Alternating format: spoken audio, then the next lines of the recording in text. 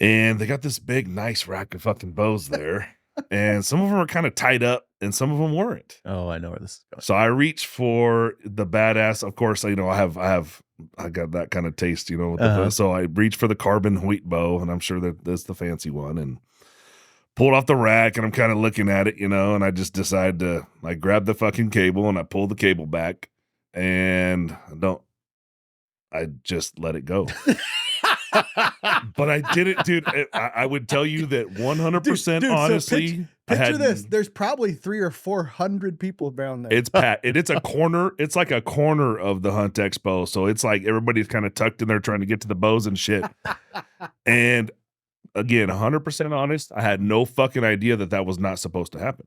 Right? Like I figured there's the bow, the fucking string is there. Like if somebody grabbed a rifle off the rack in the store and they rack it and pull the trigger, that's the same thing to me. Right. Sure, I pick up the bow and I'm fucking, he's like, that's an 80-pounder. I'm like, oh yeah, So I pull it back and at that point I didn't know, you were supposed to let it down and I just let it go, dude, and it made the most horrible sound. Bang! Most horrible sound. Now it didn't break.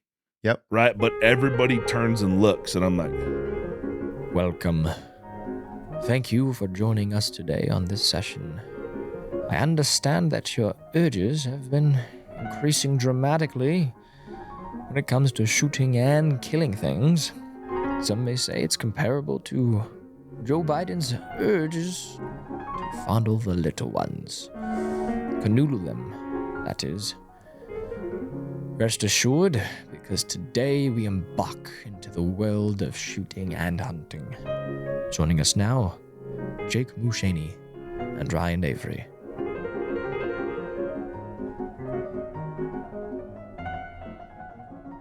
If the FBI ever breaks down our doors, we're going to blame Luke. It's all his fault. Yes. There's some AI shit that flagged this podcast somewhere. Sure, we're on somebody's We're fucking radar. being watched. He is up for hire if you guys need some intros. Yeah. He does about 100 different voices. Oh, we do whore him out a little bit. That may be his best. That was good. It was the piano in the back. Yeah, that's what did it for me. Mm-hmm. The piano. We have any usually we have some stupid topics to talk about beforehand. Huh? Usually we have we don't really jump into it. We have dumb topics, but you want to talk about it's fucking early, so my brain's not working. Mm-hmm. So you're gonna have to carry this bitch, Jake. Well, I'm not gonna have stupid talk, then we're just gonna jump into it. We have Austin here for Austin, what's your last name? Sorry. Johnson. Austin Johnson is one of the owners of North Idaho Archery here in Coeur d'Alene, Idaho. So we're doing what we call like a local business spotlight. And he came in the shop yesterday, get some Cerakote work and some rail work. Huh? The first annual. It's the first. Nice. I got some other ones scheduled up too. I guess we had Carlock on before, so yeah. No, I fucking second annual at the gym, dude. There was See, now it's getting weird. Here we go. So at the gym, there's this other guy. And he walks up to me. And he's like, "Nice beard," and he did this thing, and he had a big old red beard too. And turns out he is he's got a podcast, and he just started a beard oil company here in Coeur d'Alene. But he was kind of fresh, so he did the podcast, he did the whole business thing and everything at once. So he's going to come in early June when we get back from the shooting school, so we can holler at him a little bit. But he's just a cool guy, and met him at the gym. You see you at the gym too, and I guess it's a small world. There's like one gym. Yeah. Oh yeah. We're all the same one. There's not many options. No. Not many Do you decent guys have ones.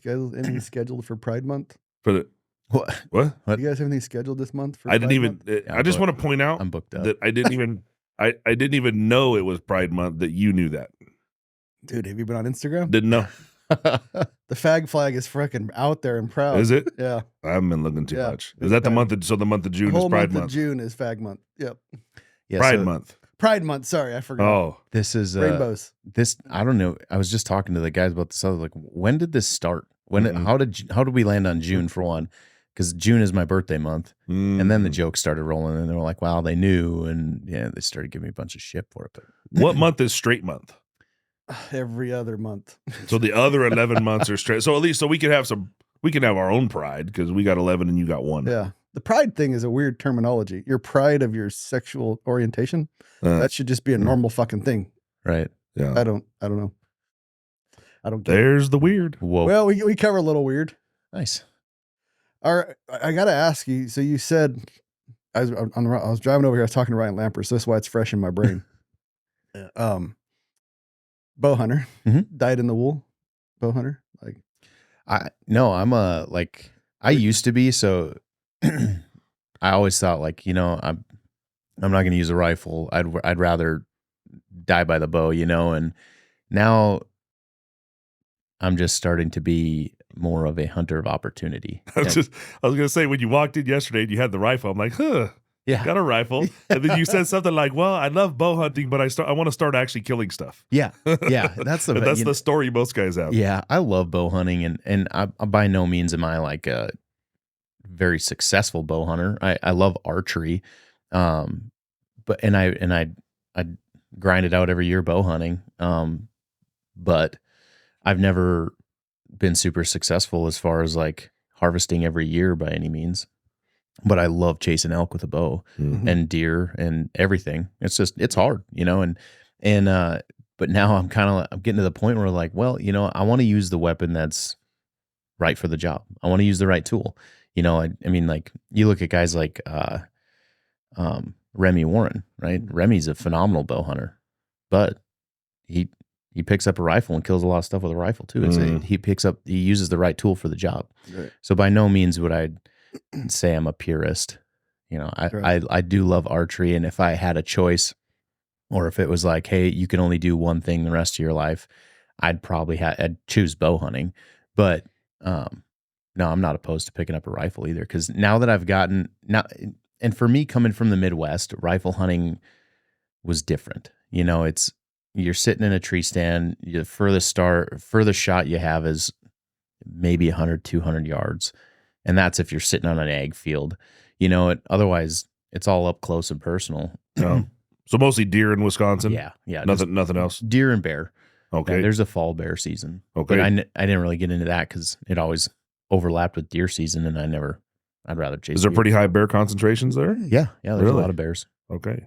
Big ones too. My God, they get. This would have been like 2009-ish area. My buddy's grandpa shot it was the Minnesota state record black bear, and it weighed in at, I'm probably going to butcher this, but it was I think somewhere around 600, 700. Holy shit. It was huge. It's another Pennsylvania situation. They don't actually go to sleep. Yeah. The bears don't go to sleep. They just sit around and eat all day. Yeah. And there's so much food there for them. Yeah. I think they still hibernate there because it is fucking cold. Oh, yeah. Oh, really? That's more of a South Carolina, North Carolina when they get huge. The difference, like Pennsylvania, they have better food. They got like acorns. Yeah. Fucking, they can bulk better than they can bulk here. The mountains take it out of these bears.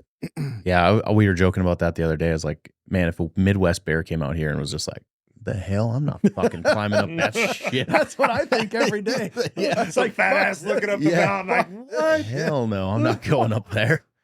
I'm gonna stay down here. There's people and they got food in their trash cans. But so I started getting in. So when I moved out here, I bought I just kind of wanted to get a rifle for bear hunting and something that was longer range. And so I went with balling on a budget. So I went with a Bergara 300 PRC and really liked the rifle. Shot that for a couple of years, killed a deer with it in Montana. But I wanted something a little more, I wanted to step it up a little bit. So then this last year I bought a Seekins PH2 in the 300 PRC caliber. And it's been fun. Like getting out, like shooting out to distance, 500-600 yards, 700 yards. I'm like, okay, it's just funner, And so I've really started to come into it a little bit and enjoy it. So. Nice. When growing up, like shooting bows, it's fun. Like it's addicting. Mm-hmm. Well, right growing up, I did both, and shooting a rifle was fun, but later on, the long range aspect is very, very similar to shooting a bow to me. Yeah. It's like you're never going to be, it's like golf. I don't fucking golf, but I'm putting an analogy out there. You're never going to be where you want to be. Yeah. It's a continuing practice. Yes. Yeah. Yeah. You're never just fucking perfect. Yeah. That's why maybe that's what I like about it. It's a good point. Cause archery, we talk about it all the time. We consider kind of like active meditation, right? You're very in the moment during practice, hunting, everything. You have to be conscious of everything that's going on. And I think that relates right to long range shooting. You're very in the moment and present during that. If you're just going to the range and shooting at 100 yards of paper and you're just plinking through rounds and stuff, it's fun. It's a lot of fun, and I think the thing about the bow too is it's quiet. It's peaceful. Yeah. And I think there's something to it about trajectory. Our minds love, whether it's an archery arc or the arc of a long range shot, it's that trajectory that brings us to it. I don't know what about it, but there must be something there, because I get the same high with the bow, like arc, and then shooting long range, the arc. So some magic to it to watch it do this, but then hit a single point to your point. There's got to be something there. Well, yeah. And like with long range, especially if you're looking through the spotting scope, you got the phone on there and you're shooting at 800 yards and then you see the trace of the bullet. I think that's just like that. It's so cool just to watch it. Same with shooting practicing at 100 yards with your bow. You're just watching. And then to hit where you're aiming, it's very cool. Yeah. Well, you picked one of the hardest, micro locations to bow hunt elk.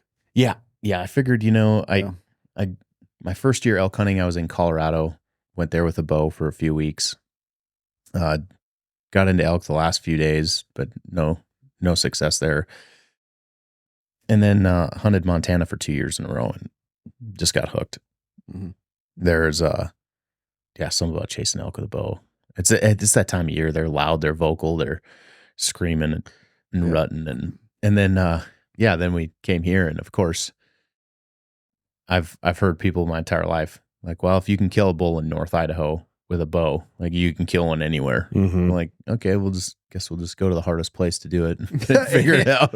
The late Dwight Shue had this long time ago in Bowhunter magazine, had this thing about North Idaho, and it was, I can't do it justice because he was a poet and I'm just a redneck, but he basically said, you just get slapped in the fucking face, you hear these fucking ghost bulls that don't actually exist, and the whole time you're getting whacked in the face by brush, you can't fucking see the elk, so it doesn't really exist. He did this whole thing about hunting in North Idaho, and it's true. Yeah. You go just 3 or 4 hours south, or you go into Montana, there's easier places to hunt elk, but I will say this, you have some of the best close quarters combat with an elk in North Idaho, because me to you doesn't mean you're getting the shot, which people can't even grasp when you tell them that. Right. Yeah. That bull could be 5 yards from you and you wouldn't be able to see him. You can hear him breathing, stomping around, but there's no shot. This is probably 8-9 years ago. Aaron Snyder's bow hunting with me up here, and he said, you told me that I had a bull that was less than 6 yards, and I shot at him. My arrow didn't even make it 6 yards. He said, I called you a liar. He said, but it happened. Yeah, because he had a big alder brush between him, and he tried to shoot it, but he couldn't get the arrow there. So it's hard for people to grasp how, people hunt them, Roosevelt's on the West Coast, but this is just a little different. It's wet like that. It's a little nastier than that, and it's fun. I mean, yeah, there's guys that come into the shop and they kill every year up here in the Coeur d'Alene's or up in the cabinets or something, and you're just like, those guys, they're fucking putting work in. Oh yeah, they put serious preseason work in. Oh yeah, they're living up there for the most part. Do you know, has Ross Russell came into your shop? The name doesn't sound familiar. I'm good with faces, names. Lives in Liberty Lake, and he writes for us on Rockslide, but I think he's up to like 66 points, and most of them 2-tag North Idaho bulls archery. You buy 2 tags. He's buying 2 out-of-state tags. Jeez. And then a lot of times he'll go over to the northwest Montana and shoot one over there. But he's freaking killer. Dang. He's got the jungles figured out. Yeah, he does. Yeah, it's and I think if you really put the time into one place for a few seasons, you can really figure it out. You know where the elk are going to go when they get pressured, and you can kind of figure out what their patterns are in that area. We talked to Joe from Slayer Calls, and he was talking about this spot that they were hunting, and this is a little further south of here, but there was this one bull called like Houdini or whatever they called him, because every time he would live at the top of this mountain, and it's all wooded up there, and then it's just barren kind of below it, and he lives up in the peak, but every time they'd go up there, he just gone. He'd nowhere to be found. Well, they finally figured out where he was coming out, and he would like come around the back and then sneak out down some drainage. And so they find after a couple of years, they figured out, okay, now we got your number. So when pressure comes here, he's coming out this way. So then they're like, all right. So they went up this way, and another guy came around here and hit him on his exit, and they killed him. Nice. And he said the funny thing about elk is if you find a big bull in an area and then kill that bull, you could almost guarantee that there will be another big bull in there after that one's gone, because it's habitat that they want to live in. And so sure enough, now they've got this spot where every couple of years they go in there and they kill a good one, because and they do the same, they're creatures of habit, and at the end of the day, they're animals. And yeah, you find that with deer and elk. I shot 3 good 6 points in the same 100-yard square, 2 with a rifle, 1 with a bow, but there was 3, about 2.5, maybe. Yeah, about 3 years apart between each of them, but they were all within 100-yard square. It is interesting. And deer, I'm not a big mule deer slayer, but if you like read or listen to Robbie, he says, if you find a big buck in an area, you tend to find you kill that one or that one disappears. You find another big buck in that same general area. That's what I was just watching the Gritty Guys last night. I was watching some of the YouTube stuff, and I think one of them had said that, either Ryan or Brian, but it was, if you find a spot that's holding big bucks, back in the Frank or in the backcountry or somewhere, like pretty good chances you'll find them there every year. Yeah, there's something escape wise and feed wise and water wise they like right there. Yeah, I thought it was going to be cool. I got out of the Army and was like, man, I'm just going to, North Idaho is built for stick bows. Yeah. I said, I'm just going to hunt for the stick bow. I made it about 6 years, and I did pretty well. I shot quite a few elk with a stick bow, but if you leave North Idaho and you're out in southern Idaho or Montana, lots of places, Colorado, there's a lot of air between you and those animals, and you're like, holy fuck. All I got is this cockeyed sight, and I got to grip it and rip it. Yeah. Yeah. So I was like, I and my shoulders got fucked. So I pretty much have quit bow hunting altogether. Yeah. But yeah, I see why people are lured to the block and tackle, the training wheels. Yeah. But we all know in here, everybody needs to shoot an elk with a stick bow at some point in their life. That is the goal. I want to so bad. I'm starting to, the trad thing is pretty new to me as well. I've been around it, but I've never really shot a lot of trad. I know a little bit about trad bows, and that's kind of one of the things we're starting to learn more of, because we want to be able to service trad bows in the shop. But right now, our experience level is, pretty low. So we're still all learning, and they're so cool. Like there's something very it's just very primal about it. That ancestral about a stick in a string and a sharp, pointy stick, the first animal I shot with a stick bow was the best elk I shot with a stick bow, and it wasn't pretty. It was not, when you're pulling animals out of the animal to shoot it again, never pretty, but it was also like, holy man, this is what we're meant to do. Yeah. Like you can feel it. Yeah. And you can't describe it. So it's very cool. interesting. Yeah, that's a goal. I want to get better at the stick and string and at least a deer or an elk or something with a stick bow at some point. I shot 2 deer, man, and one was I lost one. I found it, but it jumped the string and it hit it kind of high, and I found it, but it was like a week later. Oh yeah, killed 2. Man, those stick bows are slow, and those deer are sketchy. Yeah, and they're tough. We were talking beforehand, and Jake brought it up. That, man, I don't remember in North Idaho area a good pro shop since Big Sky Archery. I guess you could say Black Sheep has a pro shop, but Black Sheep's also a pain in the ass. So, well, they've unfortunately, I think when they moved to the mall, they kind of did themselves a disservice with their archery shop, in that they had all the means in the world to make a pretty sweet pro shop, an indoor range. They had an entire mall. Yeah. Just to work with. Done some work. They had that, but it's like our gym. So our gym is moving. Yeah. They built a brand new fucking building, and the wife's all pissed off. They took away, they're not going to have a cycle class. Oh, really? They're not going to have a fucking room of cycles. And they didn't even grow like the weight area. Oh, it's all, is it going to look just like the one in Hayden? Basically, yes. Oh. Yeah. And I think they gave like another 100 square. Like you had this fucking opportunity to, be like, cutting edge. Oh yeah. That's weight facility. So same idea. They fucked, I've never heard of this gym thing. This gym thing. Speaking of gym thing, what gym? What do you bench? God, My What? You didn't know that Let's see. question was fucking coming today? I have a list of actually real questions over here, so I was waiting for you guys to finish talking about stupid shit. Oh, I Yeah. What was I was it, getting to the good questions. the last time I went for weight, it was a 315 for 2. Nice. I just maxed at 315. Nice. Hell yeah. Yeah. Are you taking steroids? Yes. Well, you- Yeah, I am. I'm on TRT. Oh, that's yeah. that's a hormone. You're good. Yeah. Okay. Yeah. I'm talking about. Yeah. Oh no, full-blown the full juice. steroid. No. No. All right. I'm just dabbling. Yeah. I just started. I found a friend that has a friend of a friend, and Some trembolone got me. sandwiches. Yeah. He got me some stuff that I'm irritated because I have all this stuff at home, Mhm. and I'm gonna do like a cycle. But we've been so busy running around doing bullshit that I haven't had you need a few months. Like I need to be here for 3 months so I Yeah. can monitor everything. And so once we get done with these couple weeks of shooting school, when we get He's- back, he's I'm gonna here for have- a few months. His penis is gonna shrink. He's gonna get some rage on him. Well, I don't need any more kids. The kids have already eaten me out of house at home. So what does it matter? He's good. Anyway, so I was thinking to myself from What did you say? Self? I was thinking to myself, What did you say? Self? self. So we're big in the rifle world. Yeah. We almost have, so it's almost zero archery. There's no archery dudes in the building, right?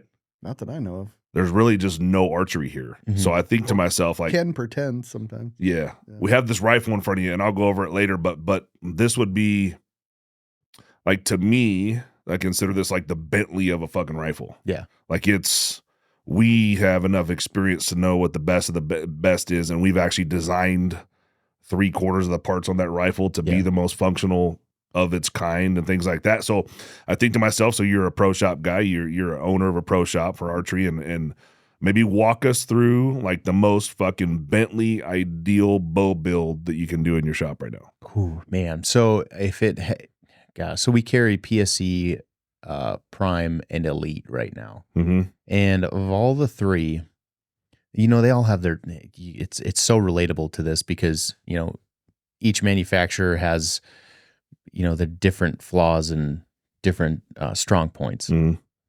However, for us, you guys can machine parts and build it the way you want it. We're kind of limited with what the manufacturer sends us. So Mhm. if I had to pick one, right now I'm shooting the Elite, the Ethos, and I like that bow a lot as far as it's got a great draw cycle. It's fast, it's dead in the hand, and it holds really well. Just gonna And- hear.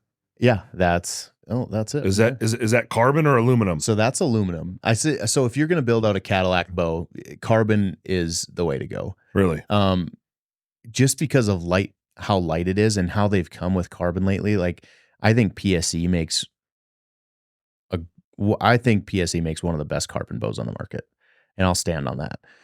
What's the name of their premier carbon bow? So right now, they have the Mach 34, and then the Mach 30 is their latest one they came out with. And I think the Mach 30 is a 30-inch axle-to-axle bow. So it's a bit shorter, which I'm not a huge fan of. I like a little bit longer axle-to-axle bow because I have a longer draw length. Mhm. I remember when they had like Mach 8. I think I had one. I'm fucking old. You old as fuck. But they so on the Mach 30, they laid the carbon differently. So it feels a little more dense. It's super lightweight. It's dead in the hand. I mean, when carbon bows first came out, they were super uncomfortable to shoot. Like I remember shooting a Hoyt RX-1, and that wasn't even one of the first ones. That was not that long ago, and it wasn't very comfortable to shoot. The Mach Stealth, that one was not very fun to shoot, but they've come so far that I think carbon, it's resistant to the temperature for the most part. So if you're hunting later season, it's really nice not to be holding on More to comfortable to the yeah, touch. Yeah, Not holding cold. onto an aluminum bow. Lightweight, and so I would build the Mach 30 out. Man, as far as like a rest goes, Yeah, there's kind of basic accessories, right? So you're gonna have a sight, yep. a rest, and what else? Sight, rest, stabilizers, and so much of it is personal preference. But Uh-huh. if you're going Mac Daddy sight, like the UltraView, the UV slider is a killer. It's a badass sight. What else? I'm trying to think of the other one. Dialed archery sights. They're super nice. The nice thing about the UltraView sights is that they have, he's kind of pointing near it, but the scopes on those are interchangeable. So if you want to, you could run that sight and change out your scope housing or your pin configuration inside that scope. Oh, nice. So if you wanted to, It's like a reticle almost. Yeah, Okay. yeah, you could change out your reticle. Okay. So if you wanted to run a 3-pin, are most people using sliders now? yeah, it's pretty much the standard. And for the fact that you can get more out of it, you can clean up your sight picture by only having 3 pins. So they're going with a couple of pins, not just one. Yeah, well, that's really personal preference. Gotcha. There's a lot of guys that shoot a single pin that love it and have figured out how to essentially zero their bow at a certain yardage, so they'll go out, they'll start at like 20 yards and then they'll start walking back and kind of dialing their sight. Maybe they'll start at or get to about 30 yards and then they'll walk back into 20 yards and see how high they're shooting at 20. Mm-hmm. And then they'll walk back to say 40 or 45 yards and see how low they are. And if you can get your single pin sight to a point where at anywhere between like 45 yards and inside 20 yards, your margin, you're either 2 inches high or 3 inches low, Yep. which is just, 5 inches total. Sounds like the equivalent of a 200-yard zero if you don't want to play with your turret on a rifle. Son of a bitch, they've went up in price since I've seen them last. UltraView is very proud of their stuff. They make it's high quality. Hey, we're talking about the Bentley build right now. That's right. This is the Bentley build. Damn, I guess. Yeah. So the UV slider, that would be one, or a dialed sight. The dialed sights are really cool because they're pretty customizable. So if you want like some bougie colors or like topo stuff on your dial wheel and stuff like. Real quick, what's the PSE cost? That is $17.99. Okay. Yeah. Is that equivalent to like the Hoyt like are all the carbon bows kind of on a similar level? They're all about $1,800. Okay. Yeah. Oh. The elite carbon bow comes in a little. I think it's 16. It's like $15.99. But Mm-hmm. So that would be the sight I'd go with. As far as the rest, I mean, the tried and true, the Hamsky Epsilon. I mean, if you're looking for, I've heard of that. So I don't do bow, and I've heard of that rest. So that means it must be. It is. There's a ton of great rests on the market, but the Epsilon it's a limb driven, so it works off of your limbs. That's what I put on that bow I built for Mason. Ah. Yeah, that thing is it's bomb proof, man. It's just a solid, well built rest with micro adjustability. So you're into about $3,000-ish setup. Oh yeah, absolutely. Yeah. And then you're talking arrows too, So and then you go into stabilizers. Stabilizers very much a personal preference. I really like Shrewd bars, but the AE Mountain Series bars. Yeah, there it is. He's trying to keep up with you. Yeah. I like the Shrewd. Shrewd bars. Nice. What's up with this? I see I read all the articles that come through on Rockslide. That's about my only archery, but the fucking the equivalent or the Quivalizer. what the fuck? What is that? So it's essentially a stabilizer and a quiver at the same time. Yeah. So there's a different quiver though that's the most kind of popular. yeah, so like Tight Spot is probably one of the most popular quivers on the market. So it goes out in front of you. Yep. Yeah. So it's a great idea, and actually I have a couple friends that run them that come in the store, and they love them. They don't get hung up in shit. Not necessarily. Everything we talked about so far, these guys can get it in your shop. We don't have the quivalizers, but yes, everything else we do have. And what other services do you offer at your shop for tuning, arrow building, all that kind of shit? Yeah, so we do. We're full service, full tunes on bows. We work on everything. We don't carry Hoyt, Matthews, or Bowtech, but we will work on them and tune them. Is that a thing where it's somebody else is too close to you, is why you can't get? But We're I will working on say it. this is interesting though. Is when I was growing up, like my first bow was a High Country. Oh yeah, High Country Mustang. nice. Weighed like 75 fucking pounds. In my arm, but I was probably 12. I don't know, 14. And then you never heard. I don't think Hoyt started, or I don't think Matthew started to like 93-ish. Yeah, something like that. Solo cam. They came in and fucking said that was the greatest thing since sliced bread. Yeah, But it was just like it seemed like a 2-horse race with with Hoyt and Matthews. But fuck now, dude, there's a whole lot of players at the plate. Yeah. Man, and now for a while there, it was really like you had your big three, right? You had Matthews, you had Hoyt, you had Botek, and the reason those names are so big, they do a lot of work in marketing. Yes. Right? They spend a lot of money. Matt McPherson and Matthews is a marketing wizard. Like that dude, if I remember correctly, he has a degree in marketing, and that's his thing. And they do it very, very well. Because anytime when you think of archery, you ask somebody who doesn't know a thing about archery, they're like, "Oh, Matthews, right?" Mm-hmm. They just know because it's everywhere.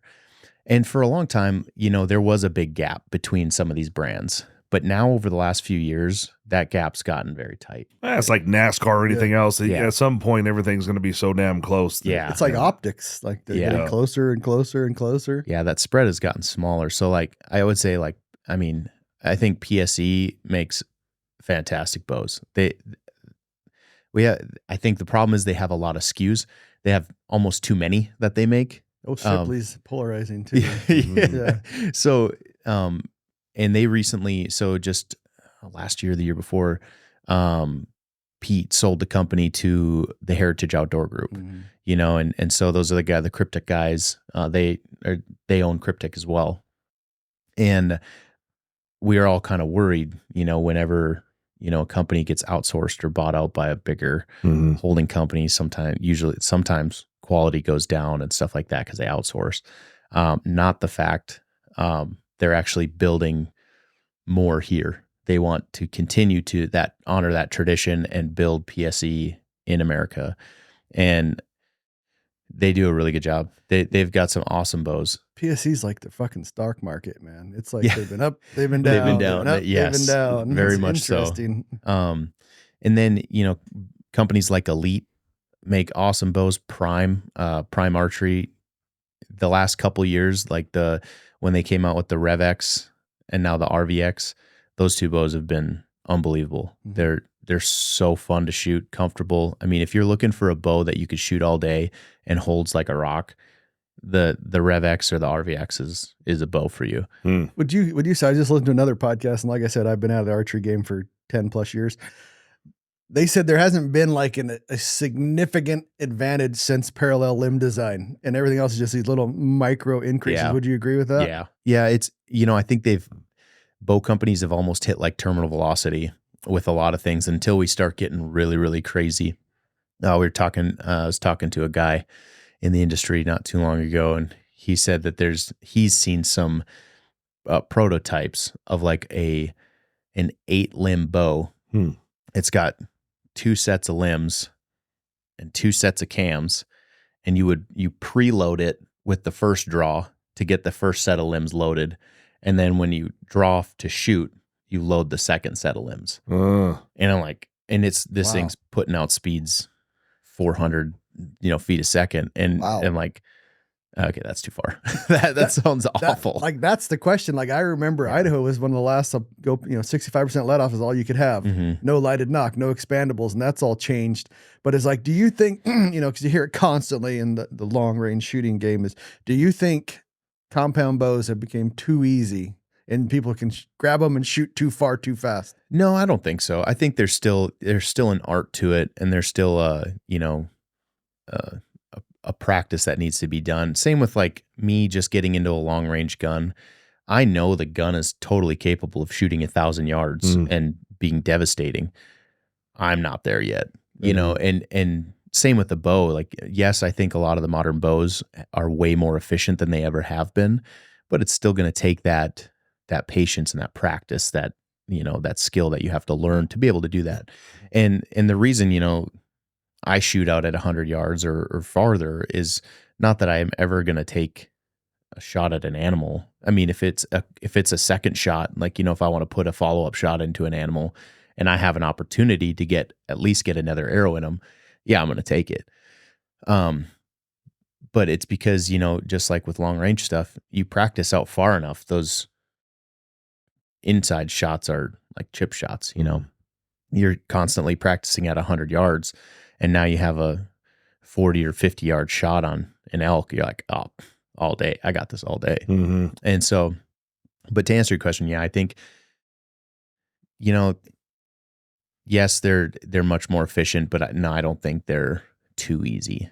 Are arrows tending to be guys are wanting heavier arrow sets now, like 500 grams, that kind of thing? Yeah, so it kind of goes back and forth. You kind of got these guys that really want that, like they follow the Ranch Fairy and they want the Dr. Ashby stuff, and they want that FOC and getting heavy FOC and to each their own. Like that's one thing I love about archery is that, you know, there's so many different ways to do it, and by no means I don't think is there a right way. You know, you got guys like if you're talking like shooting form, right? Like there's a lot of fundamentals to shooting, but then you've got guys like Levi Morgan who have openly said, you know, he's watched, you know, and Levi is the GOAT when it comes to target archery, like field archery, 3D stuff. Yeah, the Tom Brady of 3D archery. Exactly. Yeah, the guy is unreal.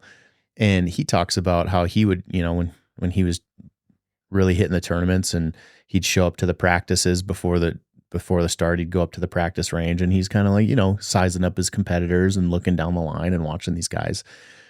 And, you know, he'd notice one guy that's his form was just not the norm. You know, he's a lot of face pressure on his string, or like he's standing funny or whatever. And he's like, I don't have to worry about that guy.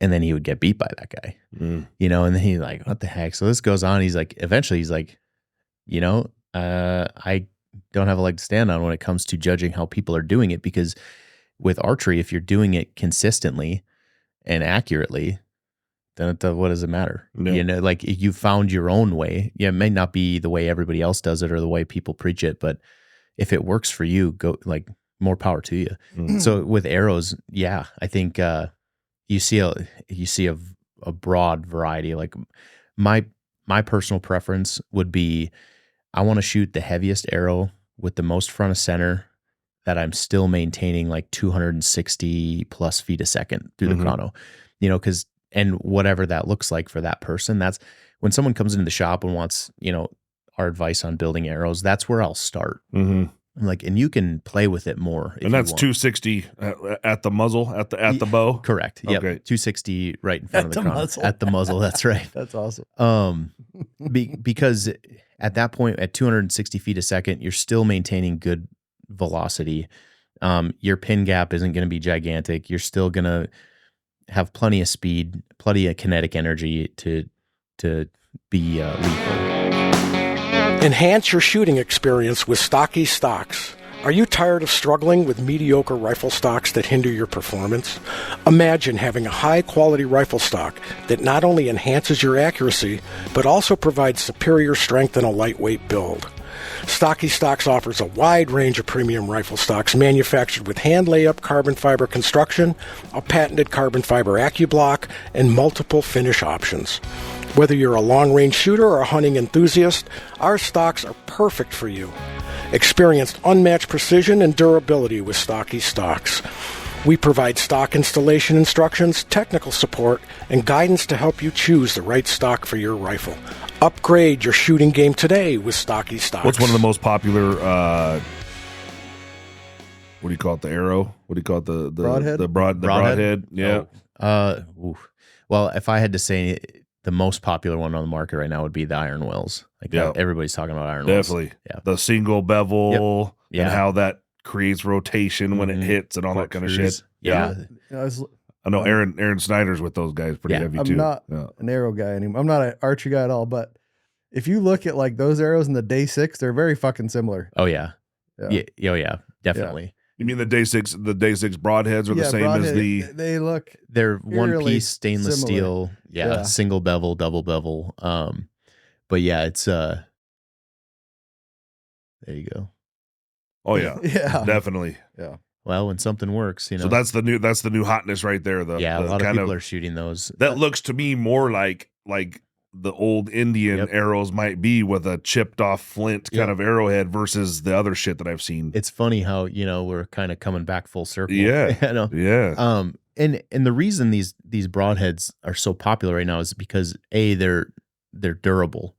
They're sharp, and they penetrate. Mhm. You know, now again, then you can get down the rabbit hole of, well, some people will be like, well, I want better penetration. Well, before you know, not that I'm knocking these guys, they make great products, and if you want to shoot them, by all means, shoot them. But you're going to pay a lot of money for 5 or 6 broadheads. I don't even know what these are. Mhm. They still make Oh, they're like, expensive. I've They're shot expensive. most of my elk with a muzzy Oh, yeah. buzz cut. They still make 99. those Yeah. Oh yeah. The muzzies. no, the Magnus buzz cut. Oh yeah. That's they- what I shot most of my elk with, and they're fucking cheap. Yeah. So we have the buzz cuts in the shop. I fucking shot a lot of them. They Not are- a lot, but quite a few elk with those. They're awesome. I that's what I'm gonna actually shoot this year is the buzz cut. Actually, let's see. So that's the buzz cut. Go to the Stinger, the Killer Bee buzz cut. Yeah, there you go. Okay. Nope, no, that's not it either. Damn it. Oh, I'm sorry, the Black Hornet Serrazer, all the way. Yeah, that one. That's the one that I'm shooting. Okay. Oh, A little more, nice. little more compact. Magnus Black Hornet Ser Razor. Yeah, so it's serrated. I started shooting the first couple elk with Snuffer. You remember Oh, the yeah. Snuffer? Yep. Yeah. This And still has sharpen it still has a similar look. It's almost like Yep. it's a skeletonized version of. Yeah, well, it's like those were precursors to the, Yeah. you know, they're all like copying something else. Oh yeah, Yeah. you know that's the industry. And then the other trend is for the arrow shaft diameter to continually get smaller, yes. lighter. So the problem is if you go, the smaller diameter is going to help you with like wind drift, with penetration. However, when you go from like a standard diameter arrow, which is a 0.203, and then 0.245, and then you go down to Shot 0.204. that dude with buzz cuts. Oh, that's a fantastic elk. Centaur longbow. That looks like it was 30 years ago. It was like 2006 maybe. Dang, Yeah. that's a Yeah. stud. Yeah. But that's a Fucking- nice elk too. I can't believe that. Well played, sir. Nice. I can't believe they're still in the game Yeah. No, and and relatively cheap. well, that's the thing is, you know, the blades are replaceable, and that's what some people don't want. But, you know, again, not that I'm here to knock on those other companies, but and if you want to shoot them, go for it. But I personally don't want to lose that much money if I miss. Like that arrow alone, my arrow builds alone, you know, shooting an Easton Axis 4mm or, you know, a VAP TKO or whatever, that's not a cheap arrow. And then all your components of fletching, and now you're adding a $45 broadhead on the top of it. I'm like, nah, I'm okay. Like, so what does that stupid arrow you're flinging out of those things cost with a broadhead on it? Oh, let's see. So if you're like $20 a shaft, and then $20 a shaft? Fuck, I haven't been here Yeah. there a long time. that, you know, you're roughly That's for the carbon 4mm shit. Holy Yeah, that's shit. the new hotness. $18 to $20 a shaft, and then and these are just averages, but then depending on what components you're running on the front, you could be, you know, say if you got a dozen of the Victory stainless steel 75 or 95 grain outserts, you know, you're looking at another $50 for a pack of those. So add another, you know, $5 on the front of it, and then your broadhead. You know, I'd say you're probably anywhere close to $50 if you have a super expensive broadhead on the front of it. Like, fuck, do you shoot grouse anymore? Yeah, not with those ones. Fuck me, Yeah. it's expensive. Like, I remember grizzly sticks were they Oh, still yeah. around? Yep. And Yeah. they were absurd price back Mhm. then. And my friend, I was like, motherfucker, rich, dude. He's like, that is the Bentley. Those And- fucking arrows are ridiculous. And there's a company called Cutthroat Broadheads. Yeah. So Grizzly Stick still makes those are the arrows that they make broadheads specifically for, like more trad guys where they're super heavy. The grizzly sticks. And Yeah. they're like tapered. Yeah. Yeah. Yeah. So these are the Cutthroat Broadheads. Oh, they Again, very sharpen similar. Yourself. Yep. They're beveled. Oh. Great company. Makes a really good broadhead. I love the little Tonto tip. Do you guys Um, carry most of this shit? No, so a lot of these, like day 6, I think Direct to consumer. day 6, I think we could get in. And Cutthroat is direct to consumer for the most part. Iron Will direct to consumer. I know somebody that's really good friends with the Day 6 guys if you want to try to get that in there. Oh yeah, always love a good conversation. I like connections. Oh fuck, you're funny. But yeah, I think, again, archery is so there's a lot of fads in it. There's a lot of influence from social media, and of course, everybody wants to shoot what everybody else is shooting. Oh yeah. That they see. And Speaking of fads, though, I have a couple questions about your fanny pack. yeah, I want to do like this is not the first time a gentleman has been in here with a fanny pack. Yeah. I'll just say that. Now, do we refer to it as a fanny pack? sure, I don't care. Okay. It's a nut. Now let's do like a nut do wrap. like a fucking bag drop, but for your fanny pack. You don't got to open everything Oh, up. You okay. can walk us through it, Oh well, but just what's in that bad boy? so I've got in my little front pouch, I've got my keys, I got some chapstick, got a pair of nail trimmers. You carry nail trimmers. I don't know how those got in there. In the second one, But like what? Once they made it in there, they haven't left. yeah, I just haven't taken them out. It's kind of like a purse, What I mean? Shit just finds its way in there. That's what I'm talking about. Sometimes I got snacks in here. Uh-huh.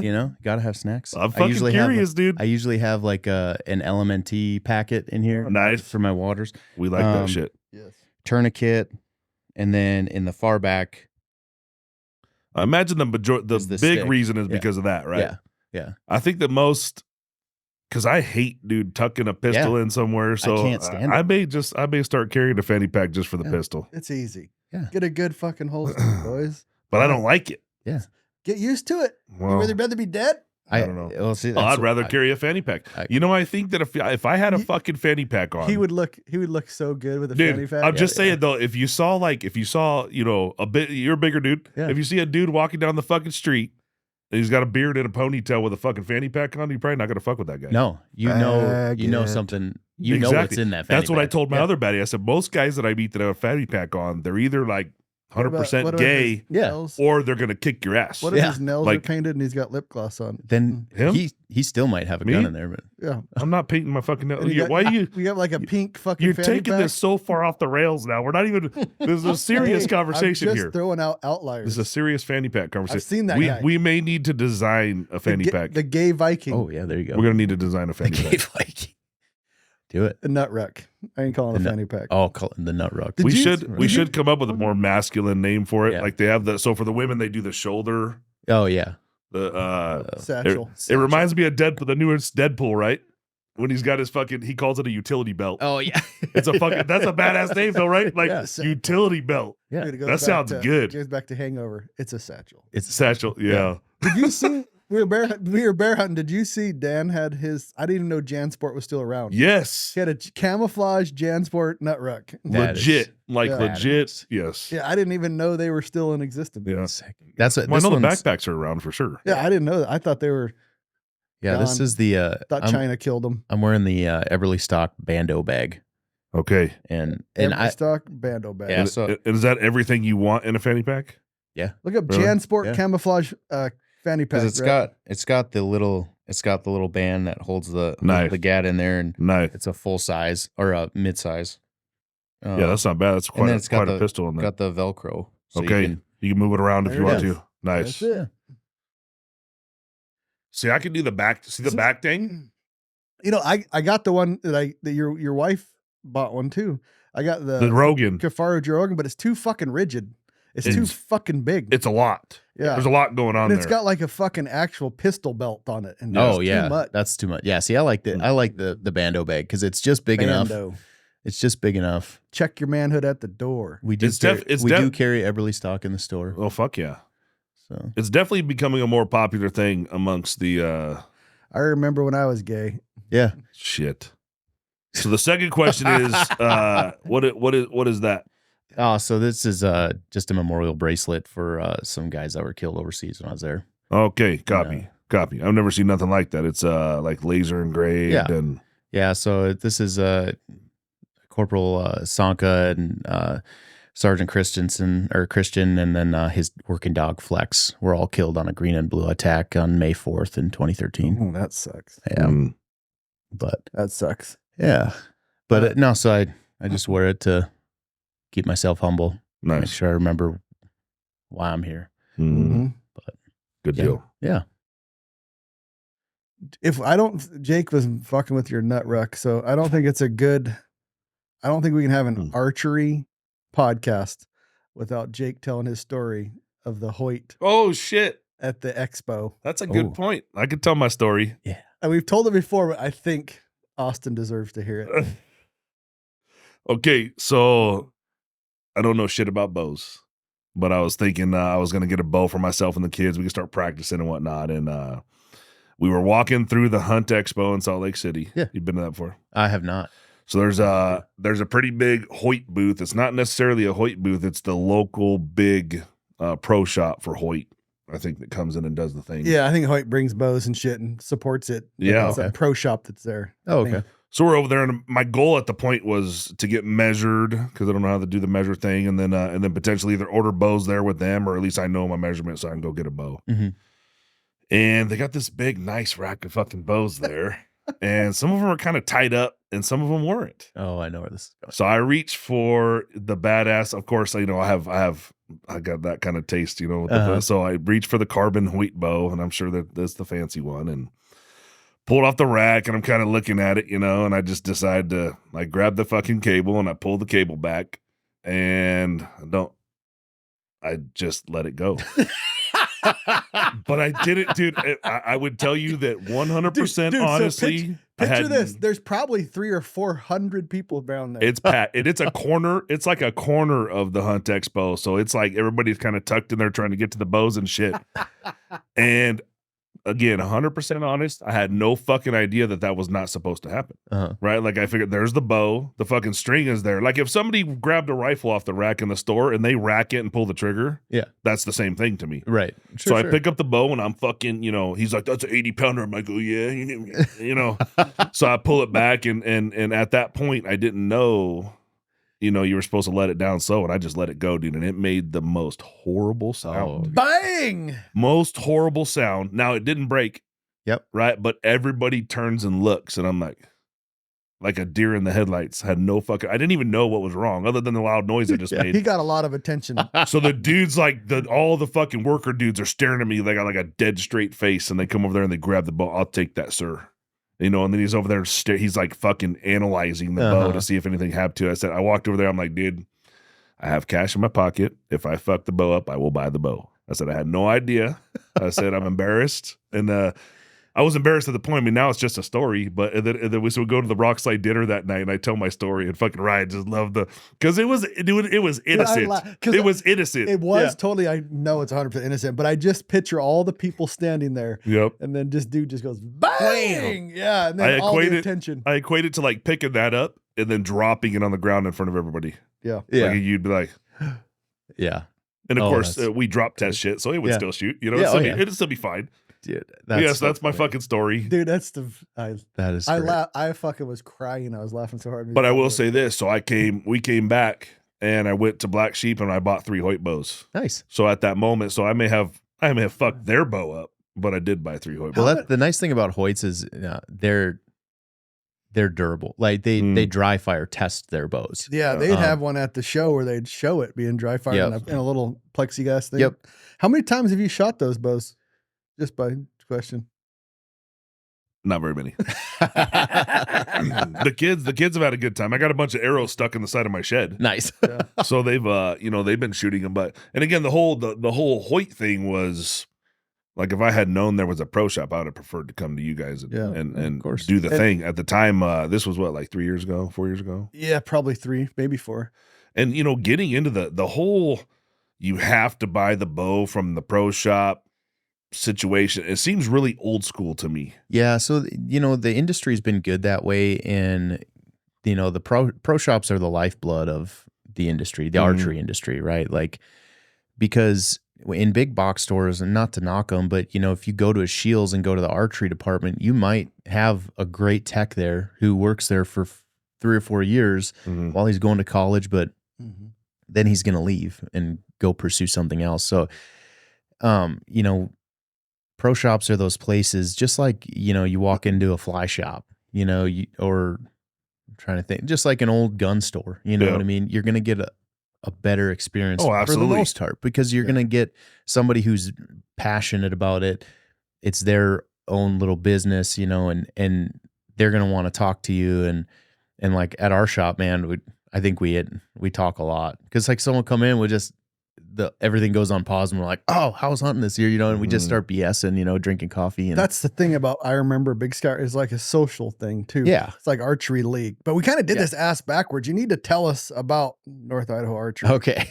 Yeah. We didn't even introduce We them. talked a little bit about it already. Yeah. We need tell us how it became to be the origin story. Yeah. The origin story. So Jake and John, the other two owners, were at Jake's place, shooting bows and drinking some whiskey around a fire.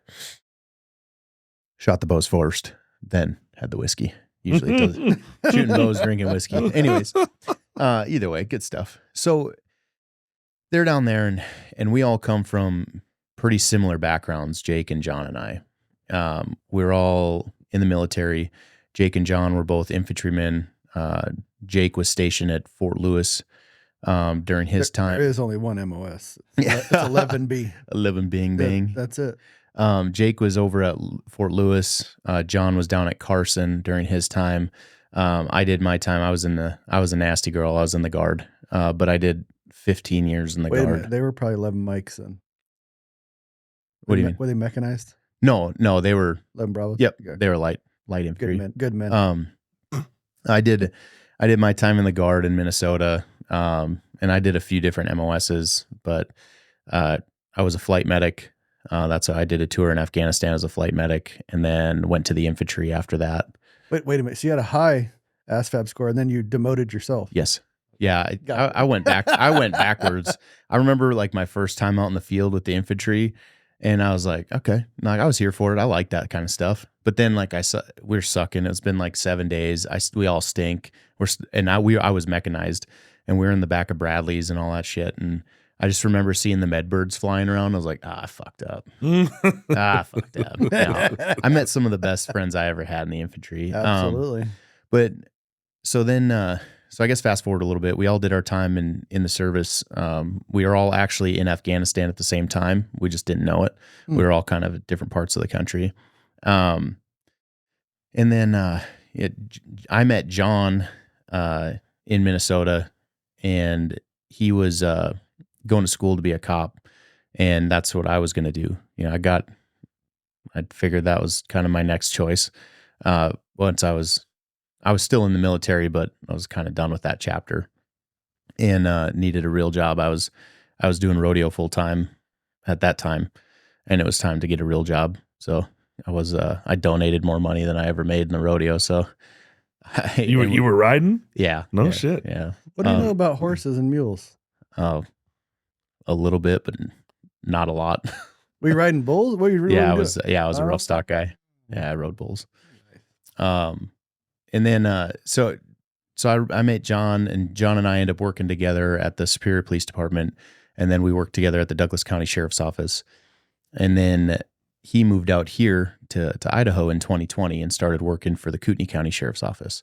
And that's how he met Jake. So we're all prior law enforcement, prior military. And so back to the fire, they're like, how do we get out of law enforcement? We're ready to move on and to the next chapter. And they kind of are like, well, Coeur d'Alene is in need of a pro shop, a true pro shop. Mm-hmm. And so they're like, cool, let's do this. So they start scheming, and John's reaching out to me for information on pro shop stuff. I was working part-time at a pro shop in Wisconsin. Like on the weekends, I'd help out there. The shop is Custom Archery Outdoors. If you're ever in Superior, Wisconsin, it's a great shop. So I'd just kind of go back and forth and be like, hey, yeah, no, let me ask Randy, or yeah, this is kind of how that works with ordering and stuff like that. And then I kind of reached out and was like, hey, I would like to be a part of this. Like I would love it if I could help be a part of this thing. And they were both like, yeah, let's do it. We all bring something very important to the table. And so then we moved out here in 2022, and we got into our lease for the shop in January, and we opened our doors. We had our grand opening in May of 2023. Nice. And so we've been open for a full year now.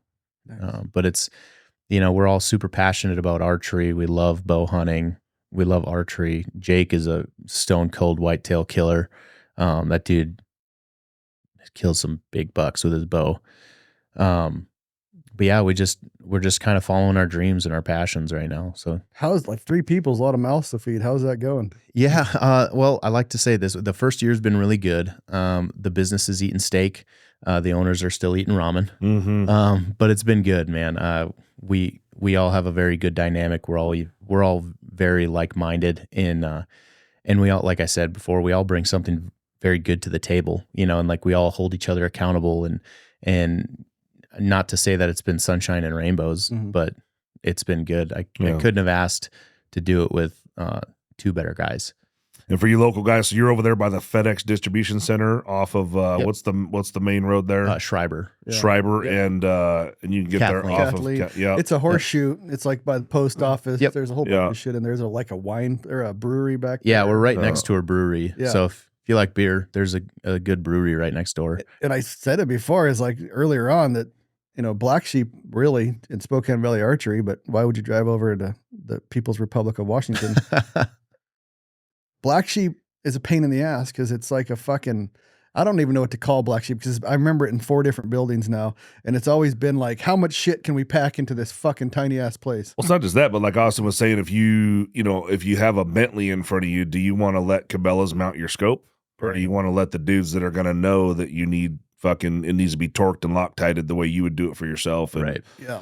With co-witness marks and things like that to make sure nothing's moving. I'm sure you guys do. Obviously, you're going to do a better job than the standard big box store would, on your gear.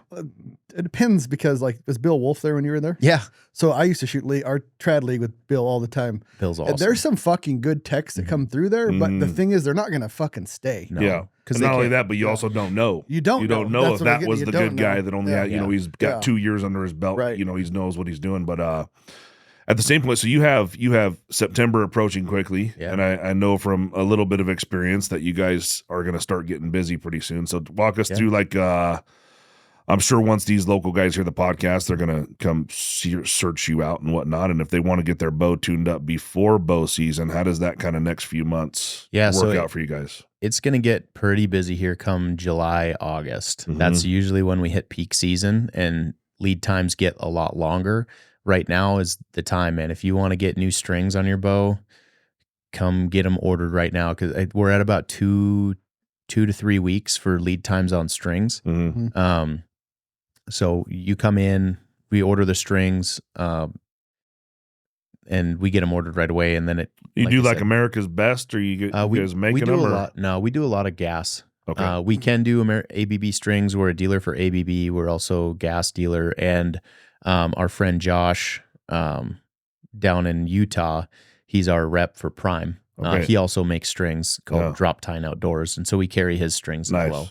I would say this too for the consumers. Like if you're an archer and you do need new strings on your boat, take it to the shop and let them order them because they get a little cut off of that that you're going to pay for anyway. So you may as well let them get their cut and do the work on your bow, but let them, support your local small business and get your small accessories and things like that from the shop. Yeah, we Don't bring them in. So if you order for instance, a set of gas strings is $140. That's what you pay when you order them on the site. Yep. That's what we charge. Yep. If you order them through us, we will install them at no charge. Oh, nice. If you buy strings and bring them to us to put on, then we have to charge you a $60 install fee. There you go. How much, like I call the redneck gunsmith gun plumbers, how many fucked up bows do you see coming in from people trying to work on their shit at home? A lot. and not even that, or just coming in from other shops. We see stuff too. And not to say that we're perfect, by no means are we. And like we mess up. The thing is, if we screw something up, we'll tell you. We're not gonna sweep it under the rug or like try to make up an excuse. Like if we fuck something up, we'll tell you we did it and then we'll make it right.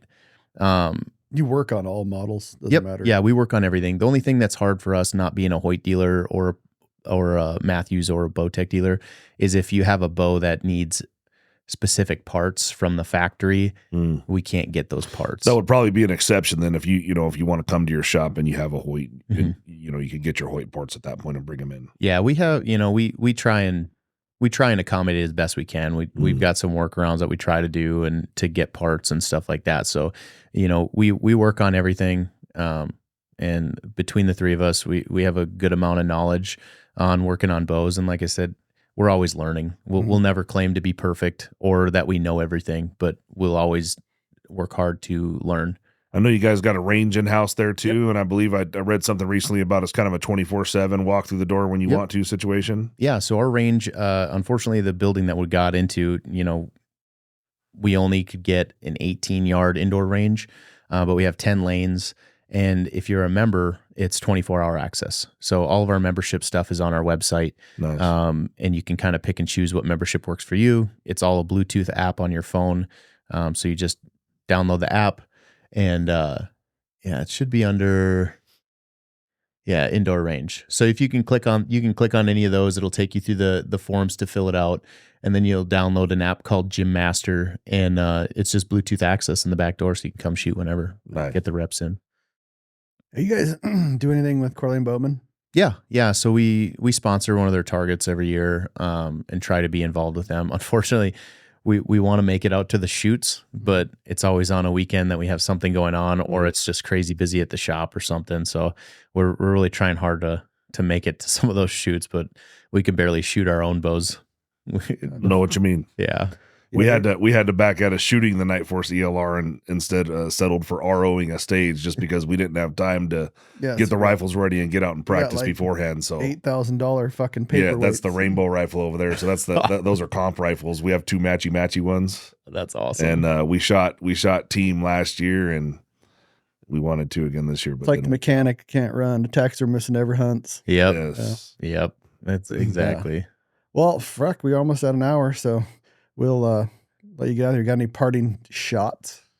No, not really. Yeah, just come check us out. We'll take care of you and do our best. So you guys are like at a freaking awesome location. Yeah, I think so. Centralized in Coeur d'Alene. Yeah. And they do need, there has not been a pro shop, in my opinion, since Big Sky Archery was here. Mm-hmm. And that was fucking 20 plus years ago. Yeah.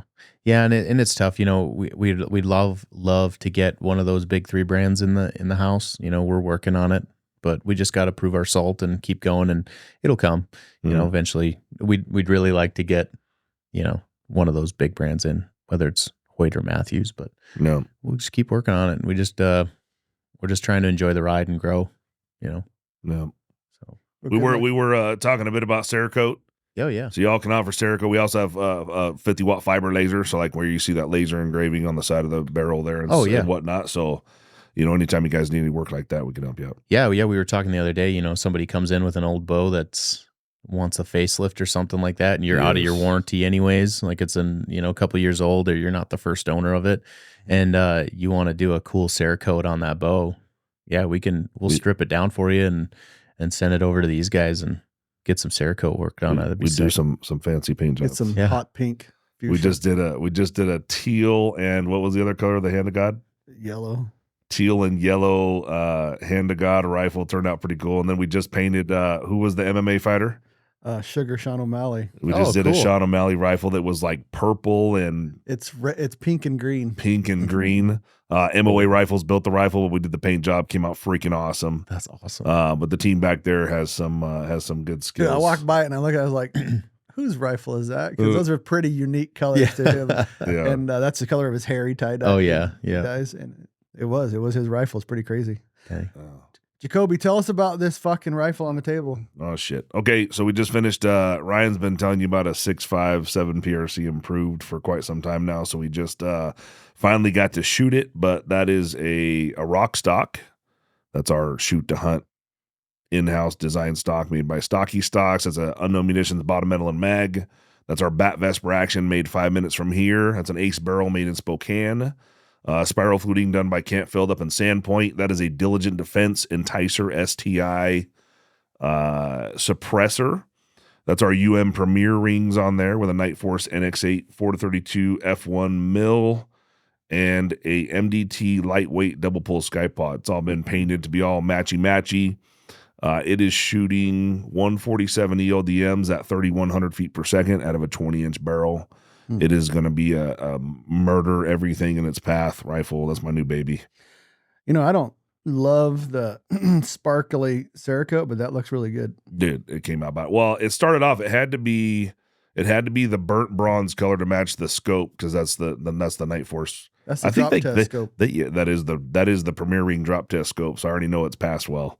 They call it FDE actually when you buy that from Night Force, but it's burnt bronze basically. What the hell does FDE mean? I wonder. Like filled dark earth. Mm-hmm. Yeah. I think that's how they advertise it. They don't advertise it as burnt bronze, but that's the color of Cerakote that matches it. And then that other green color is crocodile. And then, of course, we got those tear patterns in there to expose the carbon from the Stocky stock, and came out pretty badass. Yeah. That's sick. Does look good. Yeah, so you're making fun of my old man magnifying glass. MK Machining advertised a little magnifying glass that goes in front of your elevation turret to help old people that can't see well, see their hash marks. And I have about the worst eyesight you can imagine. I got I got Super Duty contacts in, so I thought it might help me see my little lines on there. We're giving that a go my too. elevation, Sonny? Yeah, exactly, exactly. It looks good. Yeah, and then you have to tell me what you think about the badge. So we gave Austin one of our shoot to hunt Mullinator.